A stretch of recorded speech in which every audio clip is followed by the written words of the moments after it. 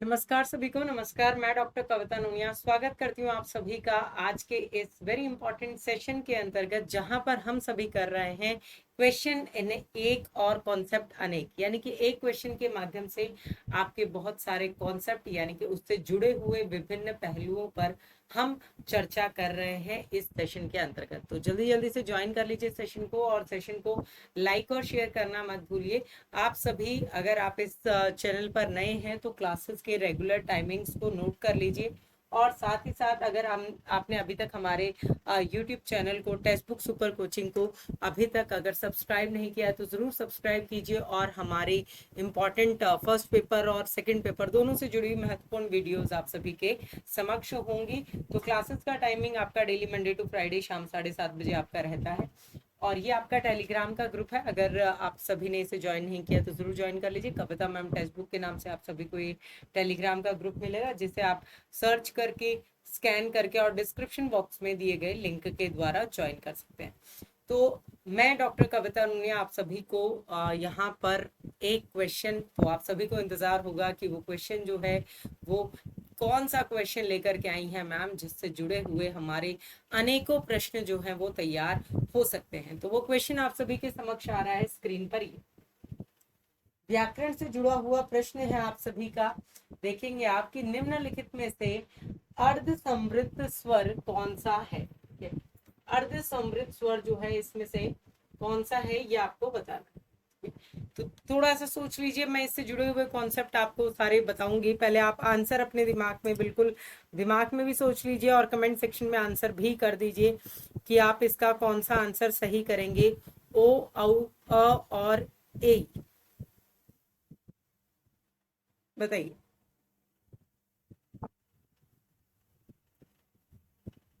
तो सबसे इंपॉर्टेंट चीज जो है, जो यहाँ पर आप सभी को समझानी है, कि उच्चारण के आधार पर जो स्वरों का आपका भेद किए जाते हैं, उसमें समृद्ध, अर्ध समृद्ध, विवृत और अर्ध विवृत, ये चार स्वरूप जो है आपको स्वर के उच्चारण के आधार पर आपको दिखाई देंगे। ठीक है, अब क्या होता है, देखिए समृद्ध क्या होता है, जिसमें मुंह जो है वो सबसे कम खुलता है। ठीक है, मुंह जो है, मुंह के खुलने के उच्चारण हम करेंगे तो उसमें क्या होगा, हमारा मुंह खुलेगा। ठीक है, तो मुख विवर जो है आपका, जिसमें सबसे कम खुलता है, वो आपके आ जाएंगे समृद्ध। अब देखिए, आप उच्चारण करके देखिए, ई, ई, उ, उ, ये चार ऐसे हैं जिसके अंतर्गत जो है वो आपका मुंह सबसे कम खुलता है। इसके अंतर्गत जो है आपका मुंह सबसे कम खुलता है। अगर हम बात करें विवृत स्वर, ठीक है, तो ये इसका अपोजिट हो जाएगा। मुंह क्या होगा भाई, मुंह सबसे सबसे ज्यादा खुलेगा। ठीक है, सबसे ज्यादा खुलेगा जो मुख विवर होगा। तो आप जब आ बोलते हैं, ठीक है, उच्चारण करके देखिए, आ का जब आप उच्चारण करते हैं तो मुंह जो है वो सबसे ज्यादा खुलता है। तो विवृत हो गया, आपका विवृत स्वर है आ। अगर हम बात करें अर्ध समृद्ध स्वर की, ठीक है, तो यहां पर क्या होगा, विवृत से तो कम खुलेगा और समृद्ध से ज्यादा। ठीक है, समृद्ध से ज्यादा और विवृत से कम खुलेगा, ये ध्यान रखना आपको। ठीक है, समृद्ध से ज्यादा और विवृत से जो है वो कम खुलेगा। तो यहाँ पर आप सभी देखेंगे कौन सा स्वर जो है वो अर्ध समृद्ध होता है। तो अर्ध समृद्ध में आपके ओ, ओ आ जाता है और ए आ जाता है। समृद्ध से ज्यादा और विवृत से कम जो है वो अर्ध समृद्ध के अंतर्गत आता है।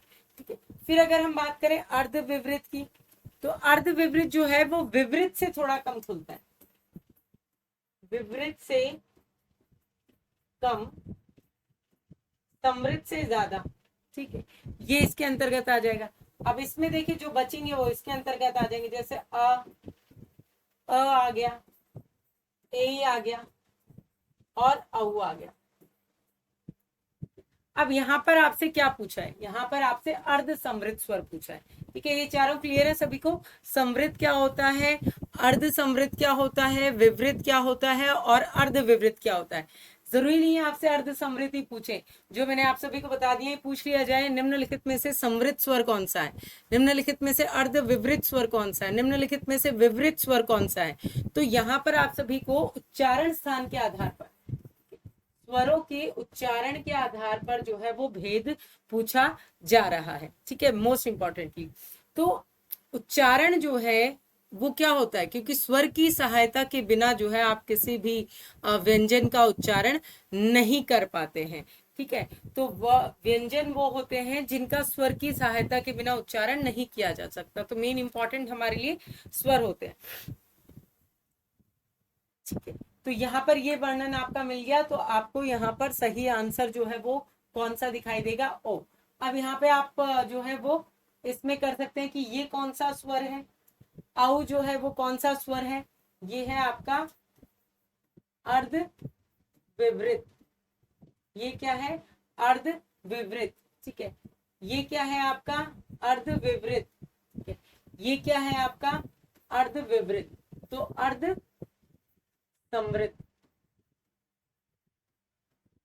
अर्ध समृद्ध।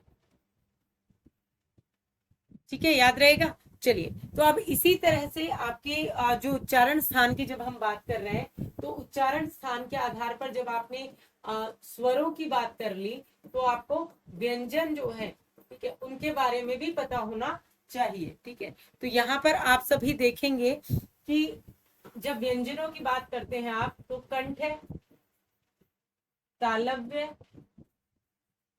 मूर्धन्य, दंत्य, ओष्ठ, ये तो मुख्य स्वरूप में आप सभी को देखने को मिलेंगे। कंठ, तालव्य, मूर्धन्य, दंत्य और ओष्ठ का जो स्वरूप आप सभी का आता है, इससे क्या होगा कि महत्वपूर्ण स्वरूप में आपकी सारी जो उच्चारण स्थान के आधार पर जो भेद होते हैं वो आपके सामने जो है वो आ जाएंगे। ठीक है, अब सीधा सीधा अगर हम इसमें आगे बढ़ते हैं, तो सीधे सीधे स्वरूप में आपके जो व्यंजनों का वर्णन आ जाएगा वो क वर्ग से शुरू हो जाएगा। हाँ, तो ये 5 तो आपको याद रखने, क्योंकि 5 वर्ग, ठीक है, और इनमें 5-5 वर्ण होते हैं। तो 25 वर्ण का जो स्वरूप आपको इसमें देखने को मिलेगा, तो 25 वर्णों का स्वरूप आपका इसके अंतर्गत आ जाएगा। ठीक है, तो ये आ गया। अब इसमें आप देखेंगे जैसे कंठ जो है, तो क वर्ग, क वर्ग का क्या मतलब हुआ कि क, ख, ग, घ सारा ये जो है वो आपका इसके अंतर्गत आ जाएगा। ठीक है, क, ख, ग जो है वो इसके अंतर्गत आपका आ जाएगा, जो इसमें वर्णित किया गया है। सभी को क्लियर है ना, वॉइस वीडियो पीपीटी। हाँ, तो ये हो जाएगा आपका क जो है वो कंठ से उच्चारित होता है। उसके अलावा अगर आप इसमें भी कि भाई कौन से स्वर कंठ से उच्चारित होते हैं, तो अ और आ जो है वो कंठ माने गए। ठीक है, स्वरों में भी और आ को जो है वो कंठ जो है वो माना गया है। ठीक है, उसके अलावा आपकी जो विसर्ग है वो भी क्या मानी गई है, कंठ मानी गई है। ठीक है, ये भी बहुत इंपॉर्टेंट है। तालव्य की अगर आप बात करें, तो च वर्ग जो है आपका वो तालव्य होता है। ठीक है, च वर्ग क्या होता है आपका, तालव्य होता है। उसके अलावा स्वर अगर आप देखेंगे, तो ई और ई जो है ये आपके तालव्य के स्वरूप में आते हैं। उसके अलावा आपका जो श व्यंजन है ये भी आपका तालव्य श कहलाता है। ठीक है, मूर्धन्य के अंतर्गत आप देखेंगे ट वर्ग, ट वर्ग जो है वो इसमें आ जाएगा। तो इसको हम क च ट त प इस तरह से हम इसे याद भी करते हैं। तो यहाँ पर आप देखेंगे र और श, ये आपका मूर्धन्य श जो है वो कहलाता है। अगर आप इसमें स्वर की बात करेंगे, तो स्वर जो है वो आपका री आ जाएगा। ठीक है, री जो है वो आपका मूर्धन्य स्वर कहलाता है। ठीक है, उसके अलावा दंत्य आप देखेंगे, तो दंत्य के अंतर्गत जिसमें दांत की जीभ जो है आपकी दांत से टकराती है, तो इसमें त वर्ग आ जाएगा एक आपका। ठीक है, त त वर्ग जो है वो इसके अंतर्गत आ जाएगा। उसके अलावा ल जो है वो आ जाएगा और ये दंत्य स कहलाता है। ओष्ठ्य की जब आप बात करते हैं तो ओष्ठ्य के अंतर्गत जो है वो आपका एक तो प वर्ग आ जाएगा और उ और उ, छोटा ऊ और बड़ा ऊ जो है वो आपका इसके अंतर्गत आ जाएगा, जो व्यंजन स्वरूप में दिखाई देता है। इसके अलावा अगर हम बात करें नासिक्य में, इसके अलावा क्या होता है, नासिक्य यानी कि जिसमें हमारी बोलने में नाक की सहायता से जो नासिक्य की नाक की सहायता, जो इन वर्गों के जो पंचम अक्षर है, 5 वर्गों के पंचम अक्षर, पंचम वर्ण जो है, ठीक है, यंग मंगणम,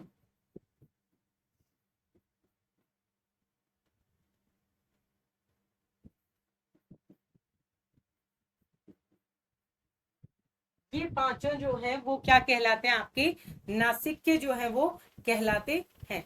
उसके अलावा आप देखेंगे वो आ जाएगा आपका कंठ तालव्य। कंठ तालव्य बहुत इंपॉर्टेंट चीजें बता रही हूँ आपको यहाँ पर क्लियर करते हुए। तो कंठ तालव्य जो है वो आपका किससे जुड़ जाएगा, जिसमें कंठ और तालु दोनों की सहायता ली जाती है, तो वो आपका ए और आई, ठीक है, कंठ तालव्य। फिर हम बात करें कंठोष्ठ। कंठोष्ठ्य, कंठोष्ठ्य वो होता है जिसमें कंठ और ओष्ठ अर्थात होठों की सहायता ली जाती है, वो आपका कंठोष्ठ्य होता है। तो कंठोष्ठ्य के अंतर्गत कौन सा आ जाएगा, आपका ओ और औ आ जाएगा। ओ और औ जो है आपका कंठोष्ठ्य के अंतर्गत आ जाएगा। फिर अगर हम बात करें दंतोष्ठ्य, दंतोष्ठ्य जो है वो स्वरूप में किसके अंतर्गत आ जाएगा, दंतोष्ठ्य में आपका जिसमें दांत और होठ, तो वो आ जाएगा जिसे हम दंतोष्ठ्य कहते हैं। उसके अलावा वर्तस्य,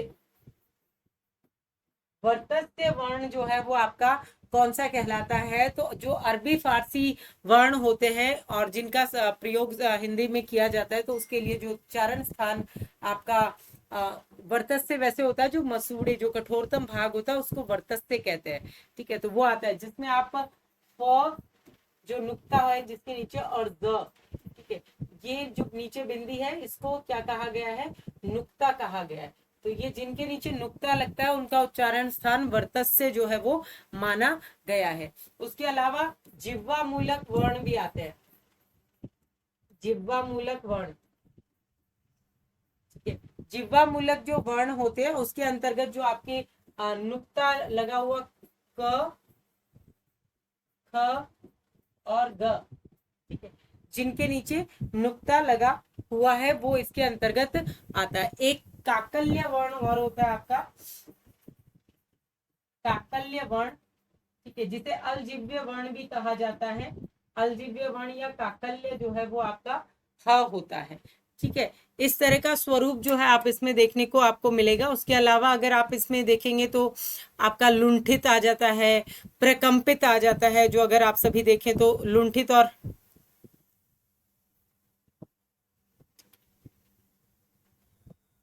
आपको आवाज आ रही है मेरी, सभी को वॉइस आ रही है?